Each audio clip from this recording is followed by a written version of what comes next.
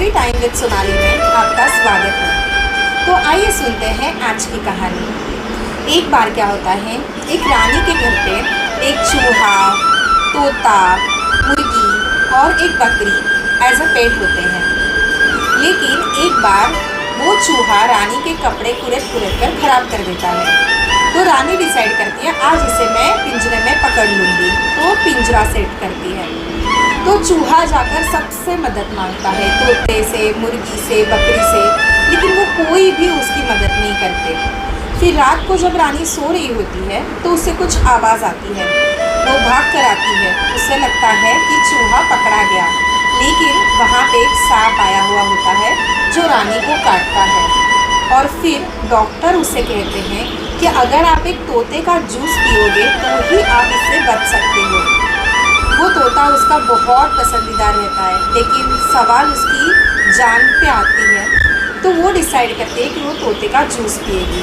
फिर वो ठीक होने के बाद एक दिन वो सबको दावत पे बुलाती है। तो ना चाहते हुए भी वो मुर्गा और वो बकरी उन दोनों की दावत खिला देती है।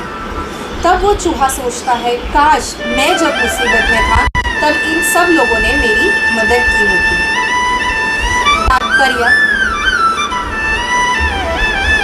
तात्पर्य ये है कि अगर सब लोग हम मिलजुल के काम करें ना, हम एक दूसरे की कठिनाइयों में मदद करें, तो हम कभी भी कोई भी मुसीबत में फंस नहीं सकते। और अगर कोई मुसीबत आती भी है तो हम एक साथ जुड़कर उसका सामना कर सकते हैं एटलीस्ट। तो हमेशा हमें एक साथ जुड़कर रहना चाहिए, एक दूसरे की मदद करनी चाहिए, एक दूसरे की सहायता करनी चाहिए। अगर हम सेल्फिश बन के रहे तो आज नहीं तो कल हम ज़रूर डूबेंगे, हम ज़रूर नाकामयाब होंगे। सो यूनिटी इज़ वेरी इम्पॉर्टेंट। जाते जाते एक और चीज़, पिछले साल मेरे बेटे को ना एक चैप्टर था, उसका नाम था united we stand, divided we fall. इसका मतलब ये होता है कि जब हम एक साथ एकजुट से रहते हैं ना, तब हमें कोई तोड़ नहीं सकता, हमें कोई हरा नहीं सकता।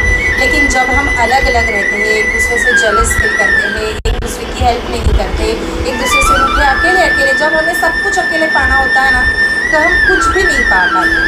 इसलिए हमेशा हमें एक साथ एकजुट कर रहना चाहिए। That's make an society.